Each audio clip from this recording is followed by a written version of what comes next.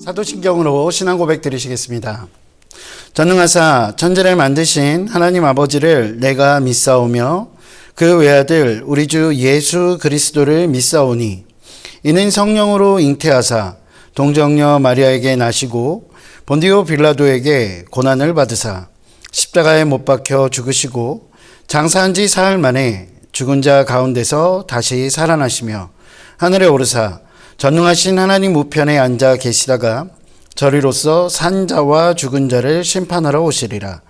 성령을 믿사오며 거룩한 공회와 성도가 서로 교통하는 것과 죄를 사하여 주시는 것과 몸이 다시 사는 것과 영원히 사는 것을 믿사옵나이다. 아멘.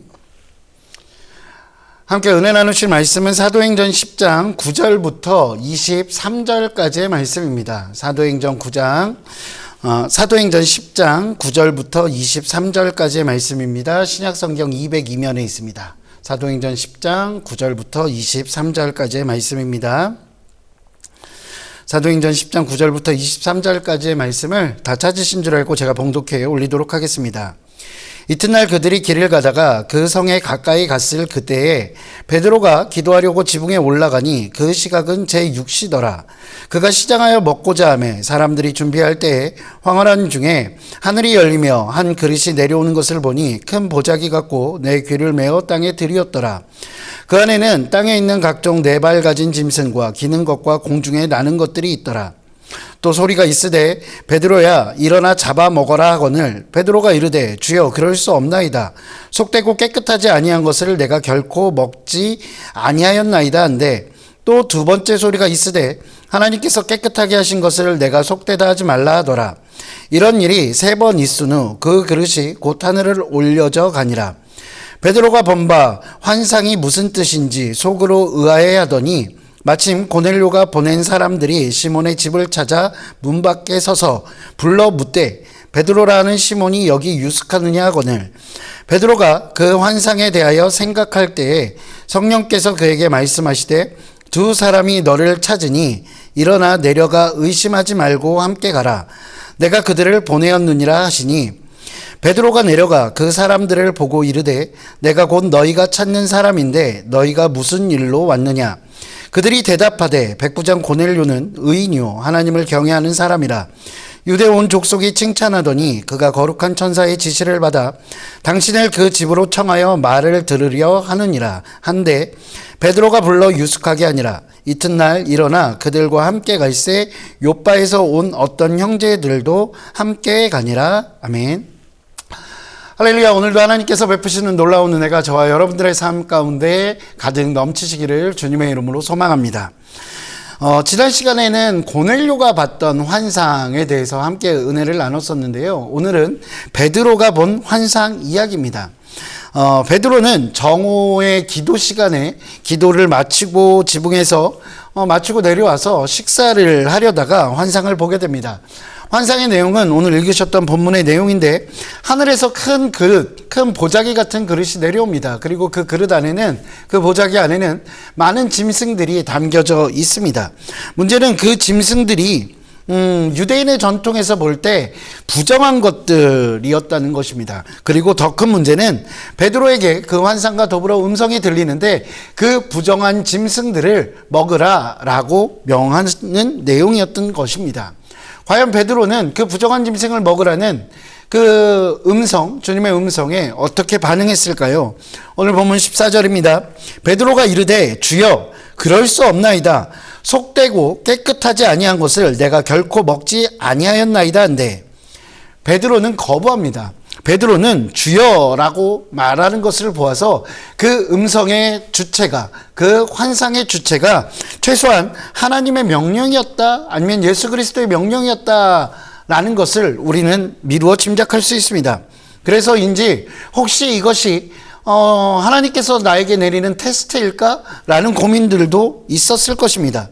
왜냐하면 부정한 음식을 먹는다는 것, 유대인에게 있어서 부정한 음식을 먹는다는 것은 그렇게 간단한 문제가 아니기 때문입니다.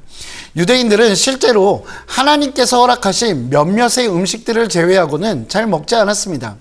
더욱이 부정하다라고 여겨지는 것에는 가까이 가지도 않는 것이 바로 유대인들의 모습입니다.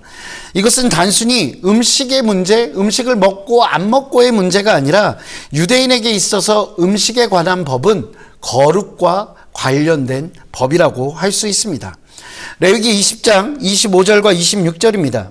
너희는 짐승이 정하고 부정함과 새가 정하고 부정함을 구별하고 내가 너희를 위하여 부정한 것으로 구별을 한 짐승이나 새나 땅에 기는 것들로 너희의 몸을 더럽히지 말라. 너희는 나에게 거룩할지어다. 이는 나 야훼가 거룩하고 내가 또 너희를 나의 소유로 삼으려고 너희를 만민 중에서 구별하였음이니라. 거룩함. 유대인들에게 있어서 거룩함은 하나님의 성품의 연장입니다. 그리고 그 거룩하신 하나님 앞에 나아가기 위해서 자신들도 거룩한 모습으로 구별되어져야 한다는 것입니다. 그렇기 때문에 거룩한 하나님의 백성으로서 부정하고 속된 음식들을 먹을 수 없는 것입니다. 더 나아가 이 음식법은 자신들이 하나님으로부터 선택받은 구별된 백성이라는 그 자신들의 정체성을 강화시켜주는 매우 중요한 문제이고 또한 그것에서 물러설 수 없는 것이라고 할 수 있습니다. 베드로 역시 이 거룩에 관한 문제에서 물러서지 않습니다. 그래서 거절합니다. 그랬더니 하나님께서 이렇게 말씀하시죠. 사도행전 10장 15절과 16절입니다. 또 두 번째 소리가 있으되 하나님께서 깨끗하게 하신 것을 내가 속되다 하지 말라 하더라. 이런 일이 3번 있은 후 그 그릇이 곧 하늘로 올려져 가니라. 베드로가 속되고 부정하다라고 여기는 그것들을 하나님께서 이미 깨끗하게 하셨다라고 그 음성은 이야기하고 있는 것입니다. 그리고 그 그릇이 어떻게 되죠? 하늘로 올라갑니다. 하나님이 계신 곳에 가까이 갑니다. 부정한 곳은 하나님과 가까이 할 수 없음에도 불구하고 그 그릇에 담긴 부정한 짐승들이 하늘로 올라갔다라는 것은 이미 그 부정한 것들이 더 이상 부정한 것이 아니라는 것을 의미하는 것입니다. 이것은 더 이상 부정한 음식과 정한 음식, 그것이 따로 없다라는 것을 하나님께서 베드로에게 보여준 것입니다. 사실 이 환상을 본 베드로는 환상의 의미, 왜 그런 환상이 나에게 주어졌을까, 그런 것들에 대해서 의아했었습니다. 그런데 그때 고넬료가 보냈던 사람들이 도착합니다. 아시다시피 고넬료는 이방인이었습니다. 유대인들에게 있어서 가까이 해서는 안 되는 부정한 사람들이라고 할 수 있을 것입니다. 그들의 목소리를 듣고 그들의 부름을 듣고 베드로는 또한 성령의 말씀을 듣고 그 환상의 의미를 깨달았습니다. 그 환상의 의미는 유대인들이 부정하다고 여기던 그 이방인들도 더 이상 부정한 자들이 아니라 하나님의 거룩한 백성으로 거듭날 수 있다. 이미 거룩한 백성이 될 수 있다라는 것을 알려주신 것입니다. 그렇게 베드로는 이방인이었던 고넬료의 집에 가서 후에 설교를 하게 됩니다. 저는 이 장면에서 베드로가 무척이나 혼란스러웠을 것이다 라는 생각이 듭니다. 왜냐하면 유대인으로서 자기가 살아왔던 그 모든 어떤 정신, 그런 것들을 무너뜨려야 하는 것이기 때문입니다. 유대인으로서 살아왔던, 유대인으로서 지켜왔던 그 어떤 세월과 장벽들을 무너뜨리는 것, 그것이 바로 오늘 베드로의 모습이기 때문입니다. 사랑하는 성도 여러분, 사람은 누구나 자기의 장벽을 가지고 있습니다. 내가 가지고 있는 기준이라는 것이 있다는 것입니다. 오랜 세월 동안 내 안에서 자리 잡고 내가 옳다라고 여기고 내가 바르다라고 여기는 그런 것들이 바로 그 장벽입니다. 이것은 신앙에 있어서도 쉬운 일이 아닙니다. 오늘 신앙에 있어서도 그 많은 장벽들이 있지만 오늘 하나님께서는 베드로에게 그 장벽들을 무너뜨리라 라고 말씀하고 계신 것입니다. 내가 드리던 예배의 형태, 내가 드리던 내가 속해 있던 종교의 형태, 전통, 이런 것들도 모두 장벽일 수 있습니다. 내가 가지고 있는 선입견들이 장벽일 수 있습니다. 그 모든 것들이 내 기준이기 때문입니다. 내가 당연하다라고 여기던 것들, 그 당연하다라고 여기던 것들을 오늘 주님께서는 무너뜨려야 한다라고 이야기하는 것입니다. 베드로에게 이방인은 가까이에서는 안 되는 존재라는 것은 당연합니다. 그 당연한 것을 오늘 주님은 무너뜨리라 라고 말씀하신 것입니다. 물론 그렇다고 해서 모든 것을 무너뜨려야 된다 라고 말씀드리는 것은 아닙니다. 중요한 것은 모든 것을 무너뜨리느냐 안 무너뜨리느냐, 그것보다 더 중요한 것, 그것은 왜 우리가 무너뜨려야 하냐는 것입니다. 왜 주님께서는 우리의 기준과 우리의 장벽을 무너뜨리라 라고 말씀하고 계시냐는 것입니다. 그 이유는 바로 사랑입니다. 주님께서는 우리에게 하나님 사랑과 이웃 사랑이라는 그 어떤 율법보다도 우선되어져야 하는 율법을 허락해 주셨습니다. 그것이 바로 사랑입니다. 그 사랑을 지키기 위해, 하나님을 사랑하고 이웃을 사랑하기 위해서라면 내 기준도 무너뜨릴 수 있는 것, 그것이 바로 바르다라고 예수님은 말씀하고 계신 것입니다. 사랑하는 성도 여러분, 바리새인들은 율법을 지키고 자신들의 장벽을 굳건히 세우고 있었던 사람입니다. 그들은 절대로 자신들의 장벽을 무너뜨리지 않았습니다. 왜 그랬을까요? 그들은 하나님 사랑, 이웃 사랑보다 자신을 더 사랑했기 때문입니다.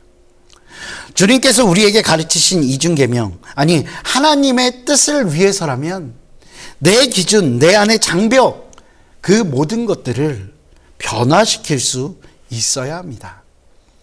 내 기준이 아니라 하나님의 뜻이 나의 기준으로 변화되는 삶, 그 삶을 살아가는 것, 그것이 바로 신앙의 삶이기 때문입니다. 오늘도 그 신앙 안에서 내 안에 단단한 장벽을 무너뜨리고 주님의 뜻을 기준 삼는 저와 여러분 되시기를 주님의 이름으로 축원드립니다. 기도하시겠습니다. 할렐루야. 사랑과 은혜가 풍성하신 아버지 하나님, 주님 감사합니다. 오늘도 우리를 사랑하여 주시고 아버지 또한 우리에게 다가와 주사 우리에게 하나님의 말씀을 통해 귀한 가르침을 허락하여 주시니 정말로 고맙고 감사합니다. 하나님, 우리가 신앙인으로서, 그리스도인으로서 내 고집과 그리고 내 기준에만 머물러 있는, 그래서 정체되어 있는 사람이 아니라 정말로 하나님께서 허락하시는 다른 사람을 사랑하기 위해서라면 그 율법도 무너뜨릴 수 있는, 내 안의 기준도 초계와 같이 여길 수 있는 그런 사랑의 사람으로 인도하여 주시옵소서. 저는 감사합니다. 이 모든 말씀 우리 주 예수 그리스도의 이름으로 기도합니다. 아멘. 하늘에 계신 우리 아버지여, 이름이 거룩히 여김을 받으시오며 나라가 임하시오며 뜻이 하늘에서 이루어진 것 같이 땅에서도 이루어지이다. 오늘 우리에게 일용할 양식을 주시옵고 우리가 우리에게 죄 지은 자를 사하여 준 것 같이 우리 죄를 사하여 주시옵고 우리를 시험에 들게 하지 마시옵고 다만 악에서 구하시옵소서. 나라와 권세와 영광이 아버지께 영원히 있사옵나이다. 아멘.